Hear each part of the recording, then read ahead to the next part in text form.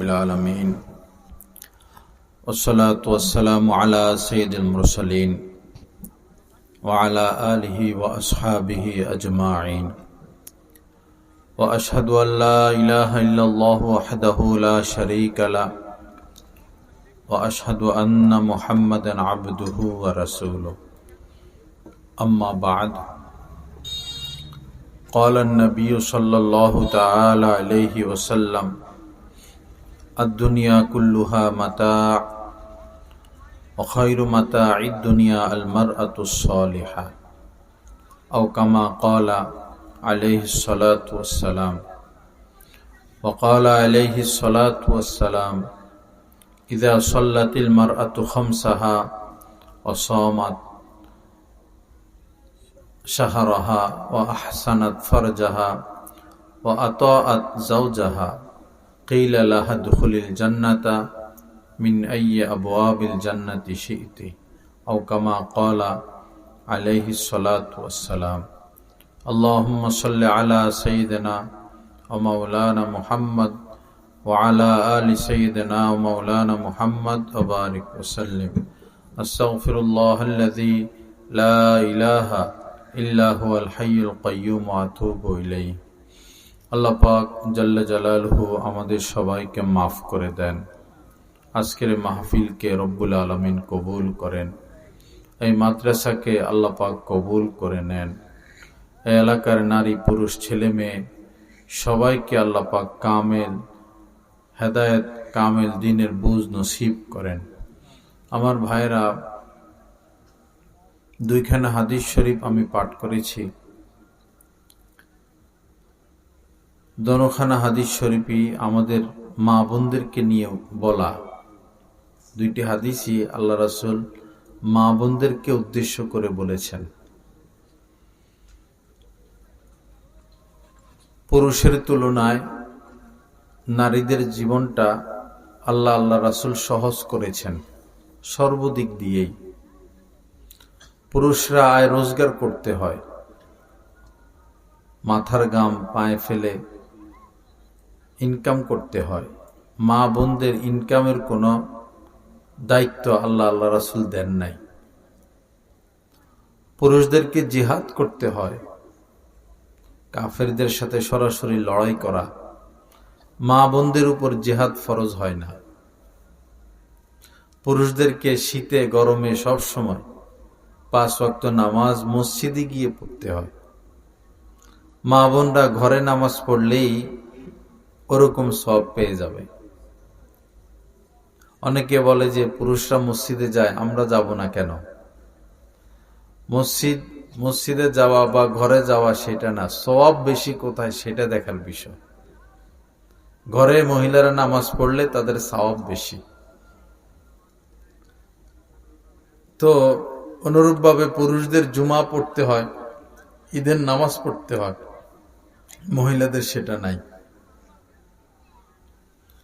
মহিলারা ঘরে থাকবে, ঘর গোছাবে, ঘর দেখবে।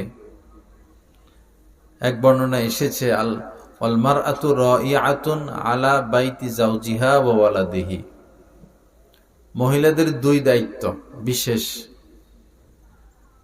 প্রথম দায়িত্ব হলো স্বামীর ঘর, স্বামীর মাল পত্র এগুলো দেখে শুনে রাখা, ঘর গুছিয়ে রাখা,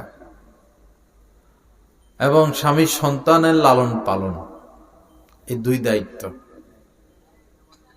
এই ছাড়া আর যত দায়িত্ব সব কাদের উপরে? পুরুষদের উপরে।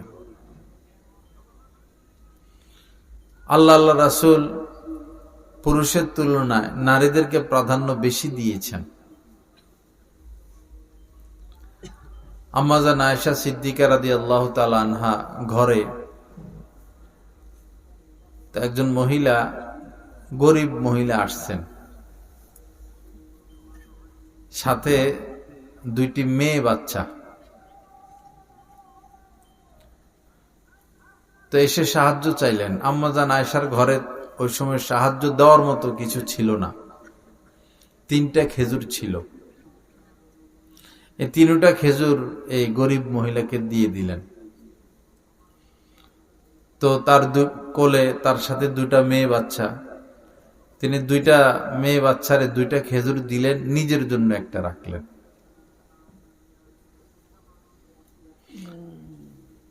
তো মেয়ে দুইটা ওই দুইটা খেজুর তাড়াতাড়ি খেয়ে মাঠটা নিয়ে টানাটানি শুরু করছে। মাও তো ক্ষুধার্ত। পরে মা নিজে না খেয়ে এই দুই মেয়ে বাচ্চাকে নিজের খেজুরটা ভাগ করে দিয়ে দিলেন। আম্মাজান আয়েশা সিদ্দিকা রাদিয়াল্লাহু তাআলা আনহা এই দৃশ্য দেখে অনেক বেশি অভিভূত হলেন। পরে আল্লাহ রাসূল আসার পর পুরা ঘটনা শুনেছেন, ইয়া রাসূলুল্লাহ এমন এমন।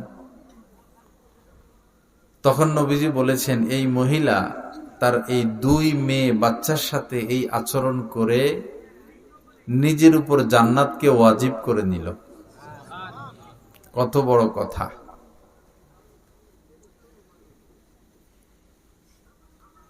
আমাদের সাধারণ অভ্যাস হলো, ছেলে সন্তান হলে আমরা খুশি হই, মেয়ে হইলে খুশি হই না। অথচ ছেলে লালন পালনের চেয়ে মেয়ে লালন পালনে ফজিলত বেশি। আপনি একটা ছেলে নয় 10টা ছেলেও যদি পালেন, জান্নাতে যাওয়ার সুসংবাদ নাই। কিন্তু 10টা মেয়ে না, মাত্র 2টা মেয়ে। প্রথমে নবীজি 3টা মেয়ের কথা বলেছেন, পরে বলেছেন 2টা মেয়ের কথা। কাউকে যদি আল্লাহ পাক 2টি মেয়েও দান করে, আর সে এই 2টা মেয়েকে আদর সোহাগ ভালোবাসা দিয়ে লালন পালন করে, দিন শিখায়, শিষ্টাচার শিখায়, এরপরে যোগ্য স্বামীর হাতে তুলে দেয়, এই আমলের দ্বারা এই লোক তার জান্নাতকে ওয়াজিব করে নেয়, তার উপর জান্নাত ওয়াজিব হয়ে যায়। এজন্য ছেলে বাচ্চার চেয়ে মেয়ে বাচ্চাকে বেশি আদর করবেন। কারণ তাকে তো আদর করার সুযোগ আপনি বেশি দিন পাবেন না। 14, 15, 16, 17, 18 এরপরে তো সে চলে যায় স্বামীর বাড়িতে। পরে শুধু মন জ্বলে। মন জ্বললে কি হবে? তার তো স্বামী সংসার আসতে পারে না, যোগাযোগ হয় না। ছেলের থেকে মেয়েকে বেশি আদর করবেন। ছেলে বাচ্চার তুলনায় মেয়ে বাচ্চার জন্য খরচও বেশি করবেন। আমার সমান সমান 2 মেয়ে 2 ছেলে, তো ছেলেদের থেকে আমি মেয়েদের জন্য খরচ করি বেশি। জামা কাপড় ছেলেদের থেকে মেয়েদের জন্য বেশি বেশি দামি কিনি, আর খরচও বেশি। ছেলেরা তো আমার সাথে ভৈরব, মেয়েরা ভৈরবে আশপাশ ভালো প্রতিষ্ঠান অনেক খোঁজাখুঁজি করছি। ভালো বলতে আমল আখলাকের দিক থেকে ভালো। পরে ঢাকা একটা প্রতিষ্ঠান পাইলাম যেখানে আলেম ওলামাদের মেয়েরা পড়ে, এবং মেয়েরাই পড়ায়, পুরুষ না, পুরুষের কোনো সংস্পর্শ নাই। পরে সেখানে ওদেরকে ভর্তি করাইলাম। তো কোনো মাসে তাদের এখানে 25,000, কোনো মাসে 30,000 খরচ হয়। তো ছেলেদের তো কোনো খরচ নাই, স্কুলে পড়ে, মাসে 500 টাকা শুধু বেতন। স্কুলে বলতে ছোট তো, এই জন্য মাদ্রাসায় নিয়ে আসবো। তো মেয়েদের জন্য খরচ বেশি করবেন, মেয়েদেরকে ভালো বেশি বাসবেন। ছেলেরা নাফরমানি করতে পারে, মেয়েরা মা বাবার সাথে নাফরমানি করে না। বিদেশে চলে গেলেও তারা, স্বামীর সাথে বিদেশে চলে গেলেও মা বাবাকে তারা বলে না।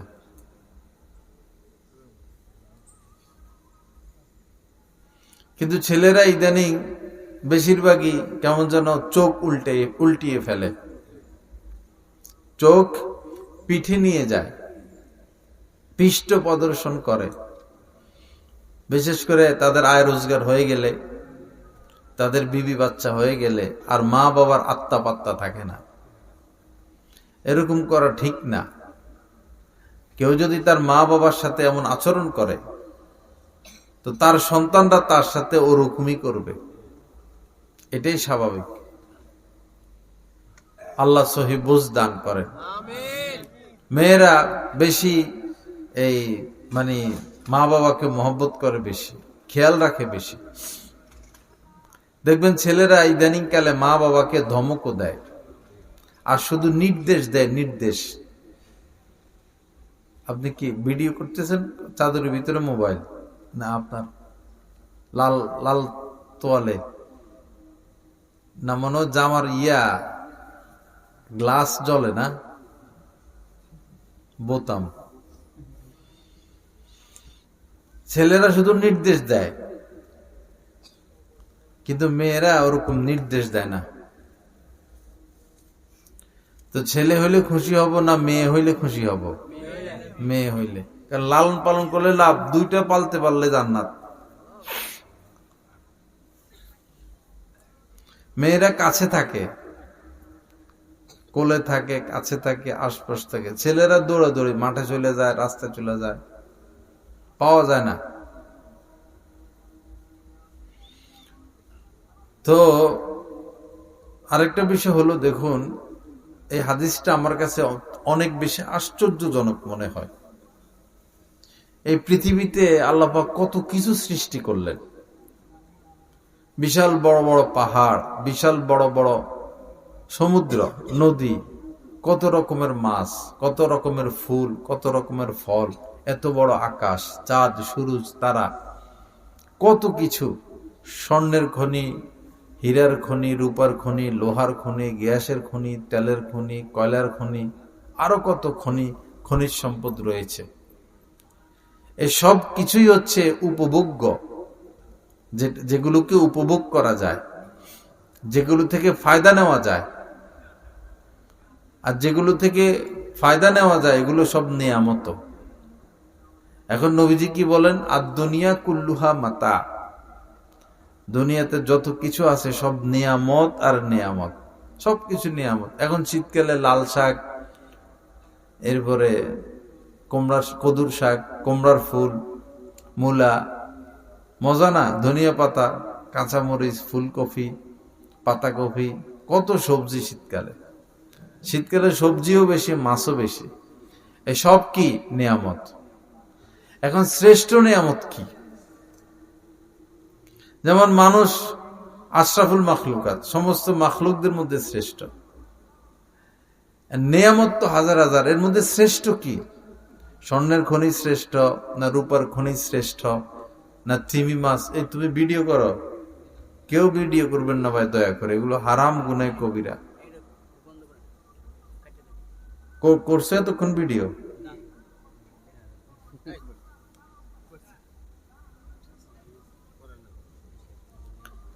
আমার নিষেধ না, আল্লাহ আল্লাহ রাসূল নিষেধ করছে। আমার নিষেধ হইলে আমার নিষেধ মানবো কিসের জন্য? আমার নিষেধ না, আল্লাহ আল্লাহ রাসূলের নিষেধ। এখন দেবন থেকে ইদানিং ফতুয়া আসছে, ভিডিও বয়ানও শোনা নিষেধ।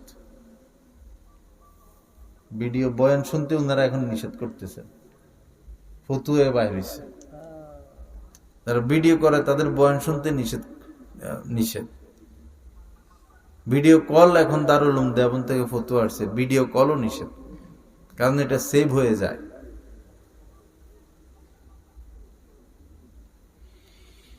লা ইলাহা ইল্লাল্লাহ। তো শ্রেষ্ঠ নিয়ামত কি? স্বর্ণের খনি না হীরার খনি, না আপেল না কমলা না মালটা না তিমি মাছ না রূপচাঁদা মাছ না ইলিশ মাছ না কাঁঠাল? শ্রেষ্ঠ নিয়ামত কি? নবীজি বলেন যে খায়রু মাতাঈদ দুনিয়া আল মারআতুস সালিহা, হাজার হাজার নিয়ামতের মধ্যে শ্রেষ্ঠ নিয়ামত হচ্ছে নেককার স্ত্রী। বলেন আলহামদুলিল্লাহ। নেককার স্ত্রী শ্রেষ্ঠতম নিয়ামত। কি কথা, সুবহানাল্লাহ। তো একটা মেয়ে কখন নেককার হবে, কিভাবে নেককার হবে? আগে মেয়েটা তো নেককার হইতে হবে, পরে না সে কারো স্ত্রী হইলে পরে সে নেককার স্ত্রী হবে। যে গুণমুক্ত থাকে সে হচ্ছে নেককার। যে অসৎ কাজ থেকে নিজেকে বাঁচিয়ে রাখে সে নেককার। যে পরপুরুষের সাথে কোনো যোগাযোগ রাখে না সে নেককার। আমাদের অভিভাবকরা ছাড় দিতে দিতে অভিভাবকরাও এখন পাপকে পাপ মনে করে না, গুনাহকে গুনাহ মনে করে না। মেয়েরা চাচাতো ভাইয়ের সাথে, জ্যাঠতো ভাইয়ের সাথে ঘন্টাকে ঘন্টা মোবাইলে গেমস খেলে, মোবাইল দেখে, আড্ডা দেয়, গল্প করে। মা বাবা ভাই বোনই তো, এরা কি ভাই বোন? চাচতো ভাইরে আপন ভাই বানায় ফেলছে, পরে চাচতো ভাই লইয়া যে পলাইয়া যায়, ওই সময় ভাই বোন গেল কই? পলায় না? কিছুদিন আগে একই গাছের ডাল, রশিও একটা, এক রশির মাথায় চাচতো বোন, আরেক রশির মাথায় চাচতো ভাই বা জ্যাঠতো ভাই। রশি একটা, গাছের ডাল একটা, দোনোটা ঝুলে রইছে। আর গাছের নিচে চিপস, চানাচুর কি কি পাওয়া গেছে। মানে পাশাপাশি ঘর, মা বাপ খেয়াল রাখে নাই, দোনোটার মধ্যে গভীর প্রেম হইয়া গেছে। পরে মা বাপ রাজি নাই এদের বিয়ে। পরে কি করব? বিয়ে না হইলে তারা বলে আমরা জীবন শেষ করে দিব। পরে যাইয়া মনে হয় টাকা টুকা যা ছিল এটা সেটা কিনে দোনোটা বসে বসে খাইছে, একটু পরে মরে যাইব, এখন শেষ খানা খাইয়া লইছে। খাইয়া একই রশি, এক মাথায় ছেলে আর এক মাথায় মেয়ে, দোনোটা ঝুলে রইছে। মাগরিব থেকে আজকে আমার দেরি হয়ে গেছে, আসলে ওই জায়গায় দেরি হয়েছে, এখানেও দেরি হয়েছে। মাগরিব থেকে বিচার করছি, একটা বিচার, এই বিচার প্রেমের বিচার। প্রেমের বিচার। এক ছেলে অবিবাহিত,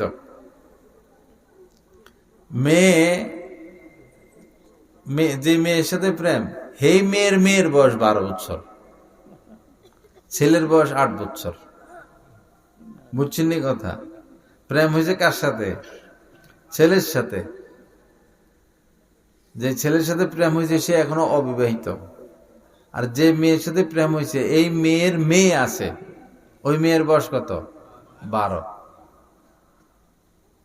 পরে এই মেয়ে এই ছেলের প্রেমে পড়া স্বামীরে ডিভোর্স দিয়ে দিছে, দিয়ে চলে আসে। এখন এই ছেলের সাথে বিয়ে শাদী হবে। তো এইটা হইল আবার আমার মুসল্লি, আমার ভক্ত। পরে বিচারে বসছি, কয় হুজুর কি করবেন, প্রেম ভালোবাসা হয়ে গেছে, এখন আর কিছু করার আছে? কোনোভাবে বুঝাইতে পারি না।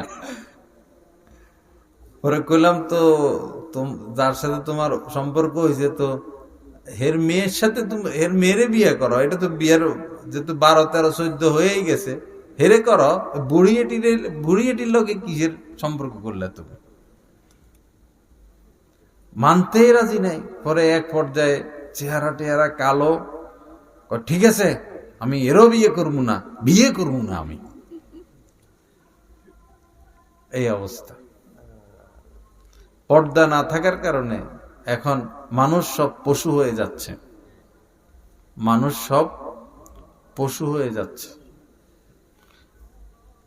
স্বামী তার কাছে তার স্ত্রী ভালো লাগে না, স্ত্রী তার কাছে স্বামী ভালো লাগে না। দেবর ভালো লাগে, নায়ক ভালো লাগে, গায়ক ভালো লাগে। পর্দাহীনতার ক্ষতি এটা কাগজে কলমে লিখে শেষ করা যাবে না। আল্লাহ আমাদেরকে মাফ করে দেন। তো সৎ মেয়ে, নেক স্ত্রী শ্রেষ্ঠ নিয়ামত। তো নেক স্ত্রী তো পরে হবে, আগে তো সে মেয়ে, তো নেক মেয়ে থাকতে হবে। নেক মেয়ে যে সারাদিন ছবি তোলে, টিকটক করে, সে নেক মেয়ে। সহশিক্ষা ছেলেদের পাশাপাশি বসে পড়ালেখা করে, পর্দা করে না, ছেলেদের সাথে গল্প স্বল্প, আসা যাওয়া, উঠা বসা, নেক মেয়ে। কোরআন শরীফ পড়ে না, নামাজ পড়ে না, নেক মেয়ে। মা বাবার কথা কিছু শুনে কিছু শুনে না, নেক মেয়ে। তো নেক মেয়ে কারা? নেক মেয়ে যারা পর্দা করে, যারা নামাজ পড়ে, যারা কোরআন পড়ে, যারা ছবি তোলে না, টিকটক করে না, যারা টেলিভিশন দেখে না, ঘরে থাকে, মা বাবার অনুগত, আল্লাহ আল্লাহ রাসূলের অনুগত, তারা হচ্ছে কি? নেককার। এই নেককার মেয়েকে বিয়ে করলে পরে এই স্ত্রী হবে কি? নেক স্ত্রী। তাহলে আপনি হবেন শ্রেষ্ঠতম নিয়ামতের মালিক, শ্রেষ্ঠতম নিয়ামতের মালিক। আল মারআতুস সালিহা। আল্লাহ পাক আমাদেরকে তৌফিক দান করেন। বিয়ে শাদীর ক্ষেত্রে যুবক আসো অনেকে অস্থির হইবে না। বিয়ে শাদীর ক্ষেত্রে এখন মূল নীতি বানাই নিছে মানুষ উঁচা লম্বা। কি মূল নীতি বানাইছে? উঁচা লম্বা সুন্দর, পেস কাটিং। এই পেস কাটিং সুন্দর, উঁচা লম্বা সুন্দর হইলে হইছে। এবার তার চরিত্র এই কি বেডি একটা বলাইছে যে ভারতে, তসলিমা, তার চরিত্র তসলিমার মতো হোক আর সেই আবুল আহাবের স্ত্রীর মতো হোক, সেটা দেখার বিষয় না, সুন্দর হইলে হয়েছে। এই জন্যই তো আগুন, ঘরে ঘরে আগুন, শান্তি নাই, শান্তি নাই। একটা মেয়ে যদি কালো হয়, বেটেও হয়, মোটাও হয়, ডক চেহারা কিছুই নেই, দিন আছে, ভদ্রতা আছে, নম্রতা আছে, তাকে নিয়ে আপনি জান্নাতের সুখ পাইতেছেন। আর মেয়ে সুন্দর, চেহারা সুন্দর, কালারও সুন্দর, উঁচাও লম্বাও সিমসামও, কিন্তু মুখের মধ্যে সাপের বিষ। মুখের মধ্যে কি? সাপের বিষ। শান্তি পাইবেন? শান্তি পাইবেন না।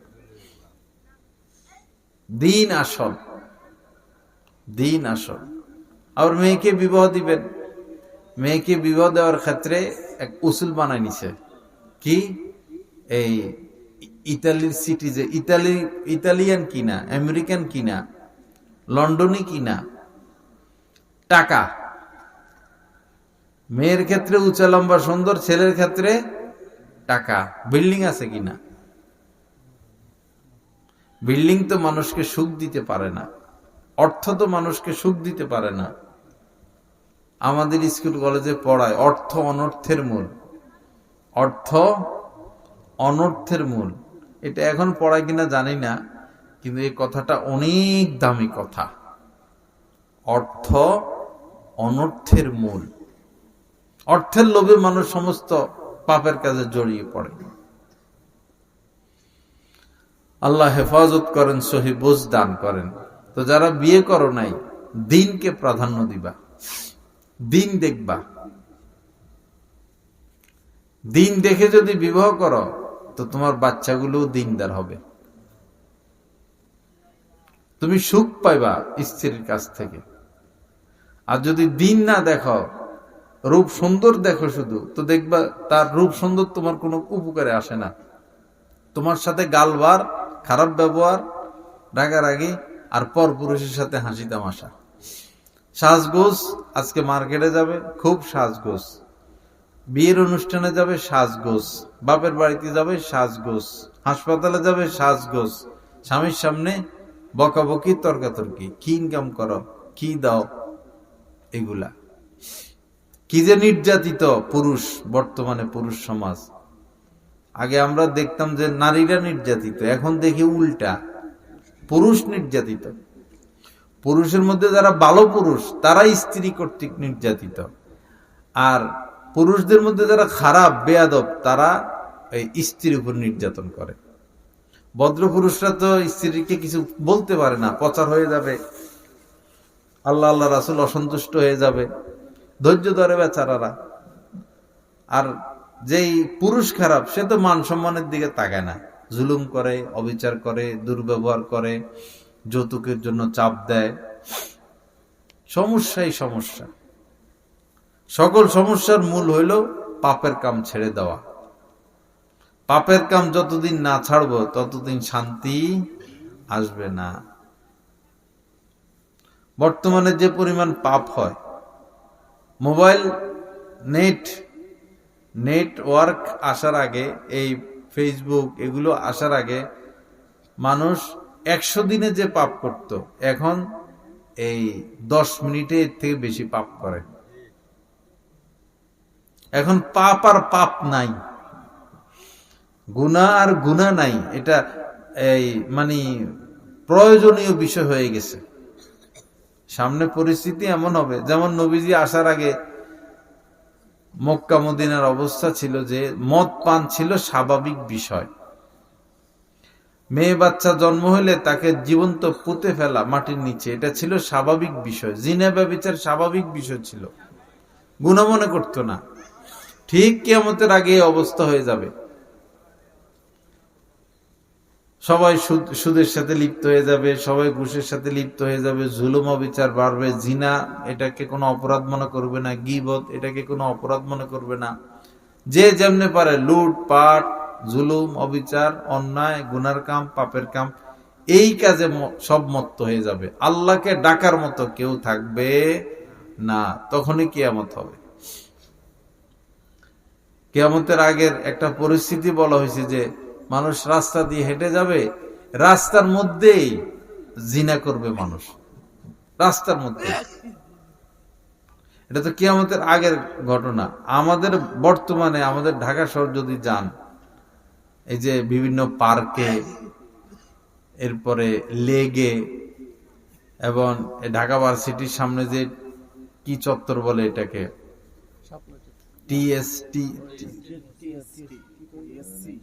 টিএসসি,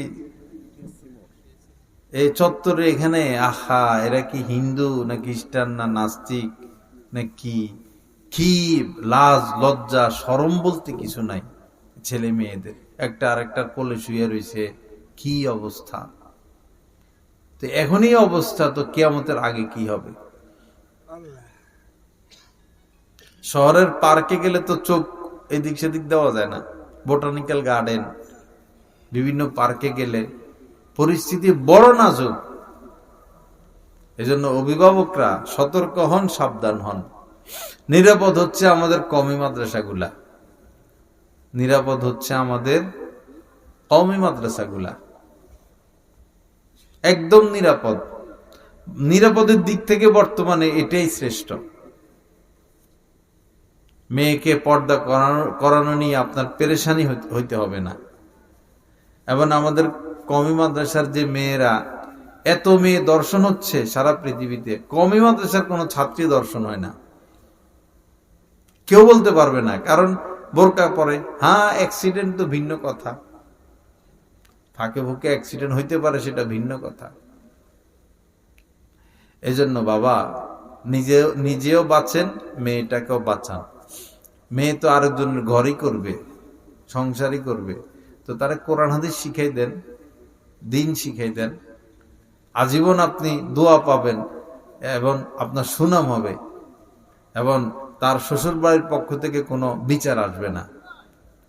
আর দিন শিখাবেন না, ছেলেদের সাথে আড্ডা, মোবাইল, টেলিভিশন, অবৈধ সম্পর্ক, স্বামীর বাড়িতে যাবে তো তার এই অভ্যাসগুলো দূর হবে না, সেখানে এগুলো অব্যাহত থাকবে। কত বিচার করবেন আর কত সমস্যার সমাধান করবেন, সমস্যার তো শেষ নাই। আল্লাহ আমাদের সবাইকে মাফ করে দেন, মেয়েদেরকে দিন শিখানোর তৌফিক দান করেন। আল্লাহ পাক আমাদেরকে আমাদের বাচ্চাদের উপরে দয়া করার তৌফিক দান করেন। আহা, নিজের সন্তানদেরকে আগুনে ঠেলে দিবেন না। আপনি একবারে দাওরা পড়াবেন এরকম কথা আমরা বলি না। 3টা বছর পড়ান শুধু মাদ্রাসায়, নুরানি নাজেরাটা পড়ান, এরপরে স্কুলে নিয়ে যান, কোনো আপত্তি নেই। আমরা শুধু এতটুকুই বলি, নুরানিটা পড়ান। নুরানি নাজেরা পড়লে বাচ্চাটা কোরআন শিখে যাবে, মাসলা মাসাইল শিখে যাবে, জরুরি আকীদা তার চলে আসবে, জরুরি হাদিস মাসাইল শিখে যাবে। এরপরে ইনশাআল্লাহ সে নাস্তিক হবে না। এরপর আপনি স্কুলে পড়ান না, অসুবিধা নাই। কিন্তু ধরে যদি স্কুলে দিয়ে দেন আর বলেন যে মুক্তবে পাঠাবো, হুজুর রেখা পড়াবো, শিখা হয় না কোরআন। হুজুর একজন রেখা যদি ঘরে কোরআন পড়ানো হয়, 5 বছর পড়াইলেও শিখা হয় না। আমরা ছোটকাল থেকে আমার মা আব্বা আমাদের জন্য হুজুর রাখছিলেন, পড়াইতেন আমাদেরকে, আমরা কোরআন শিখতে পারিনি। আসা যাওয়া টিউশনের মাধ্যমে কোরআন শিখা যায় না, মক্তবে দিয়ে দেন। মক্তবে পড়াইলে পরে আবার আপনি 1-এ ভর্তি করে লাগবে না, তো আপনি 2, 3, 4ও ভর্তি করাইতে পারবেন। এরপর আপনি যা ইচ্ছা তা বানান। ইনশাআল্লাহ এই ছেলে আপনার সাথে নাফরমানি করবে না। আল্লাহ সহি বুঝ দান করেন। আগে তো মাদ্রাসায় পড়াইতে হইলে সেই দারুল উলুম দেওবন্দে যাওয়া লাগতো, সেই চট্টগ্রাম হাটাজারি পটিয়ে যাওয়া লাগতো, সেই গোহারডাঙ্গা যাওয়া লাগতো, সেই ঢাকা এই লালবাগ মাদ্রাসা যাওয়া লাগতো, কামরাঙ্গীর চরে। এখন প্রতি গ্রামে মাদ্রাসা আছে কি না? আছে। আল্লাহর দয়া, পেরেশানি নাই। আল্লাহ পাক আমাদেরকে কবুল করেন, সহি বুঝ দান করেন। এই মাহফিলকে আল্লাহ পাক কবুল করেন। মুফতি সাহেব বেচারা ছুটাছুটি দৌড়াদৌড়ি করে, কষ্ট করে, আল্লাহ ওনার এই মেহনতকে কবুল করেন। আমার আসতে 15 মিনিটের মতো লেট হয়েছে, আমি এর জন্য আন্তরিকভাবে দুঃখিত। ওই যে বিচারে বসছিলাম, ওইখান থেকে দেরি হওয়া শুরু হয়েছে আর কি। পরে বাদ মাগরিব বাদ এশা আমার নিয়মিত আসলেই বয়ান হয়, তো সেখানে খাওয়াইবে তারা, এটা আমি জানতাম না। আমি ভাবছি যে বয়ান করে চলে আমু, পরে খাওয়াইতে নিয়ে গেছে, আর এমন খানা এই যেটা রাজা বাদশারাও চোখে দেখে না। কয় আইটেম আমরা কইতে পারবো না, কত আইটেম, অন্তত মনে 20-এর কাছাকাছি না? হ্যাঁ, 20-এর কাছাকাছি এত আইটেম দিয়ে খাওয়াইছে। তাড়াহুড়া করে খাইছি। তাও লা ইলাহা ইল্লাল্লাহ। তো আরো কিছুক্ষণ কথা বলতাম, শুনবেন আপনারা? লোকজন তো বাড়ছে দেখা যায় কিছু। মাশাআল্লাহ, আরো আসতেছে মাশাআল্লাহ।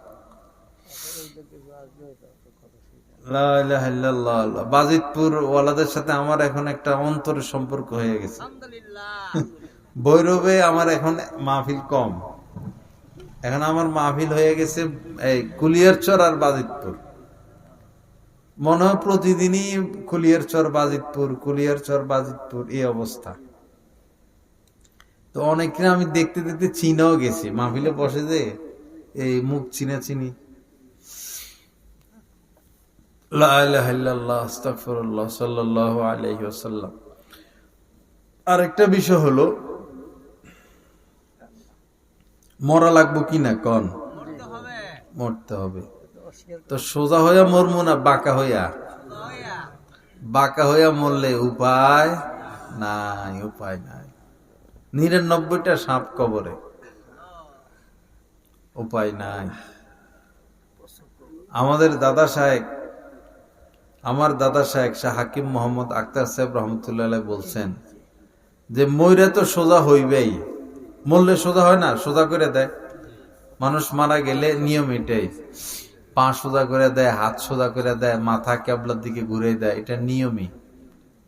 তো হযরত বলেন মরার পরে তো সোজা হইবেই, তো মরার আগে সোজা হয়ে যাও না।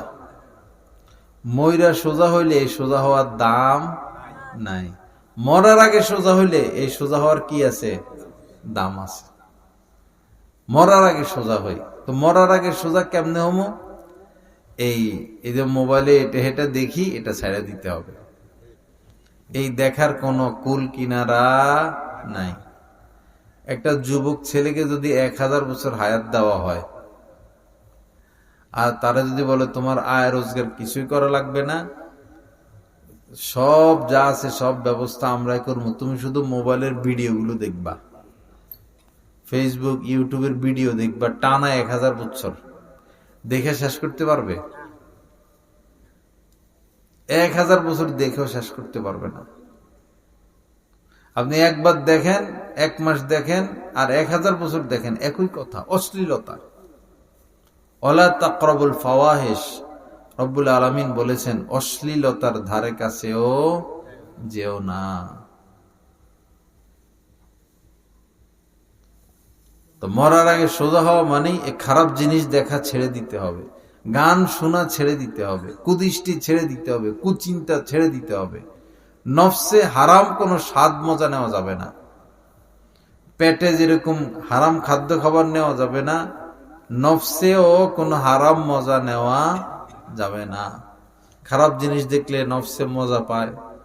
চাচতো বোন, খালতো বোন, ভাবি, তাদের সাথে গল্প স্বল্প আড্ডা দিলে নফস মজা পায়। গীবত করলে নফস মজা পায়, মিথ্যা বললে নফস মজা পায়, কুদৃষ্টি করলে নফস মজা পায়। এই হারাম মজা থেকে নিজেকে বিরত রাখতে হবে। তাহলে এটাই হচ্ছে অর্থ, মরার আগে কি হওয়া, সোজা হওয়া। আল্লাহ আমাদেরকে তৌফিক দান করেন। আমরা মানুষ, আমাদের গুনাহ হতে পারে, আমরা মানুষ, আমাদের গুনাহ হতে পারে। নবীজি বলেছেন কুল্লু বানি আদম খাত্তা, হযরত আদমের যত সন্তান বনি আদম সবারই কিছু না কিছু গুনাহ আছে। খায়রুল খাত্তাইনা আত-তাওয়াব, নবীজি বলেন এই গুনাহগারদের মধ্যে শ্রেষ্ঠ ব্যক্তি, ভালো ব্যক্তি সে যে তওবা করে, যে কি করে, তওবা করে। আত-তাইবু মিনায যামবি কামান লা যামবা লা, নবীজি বলেন এই মানুষ ভুল তো করতে পারে, গুনাহ করতে পারে, গুনাহ করার পরে যদি কামেল তওবা করে, শিশু বাচ্চার যেমন কোনো গুনাহ নাই, তারও কোনো গুনাহ নাই।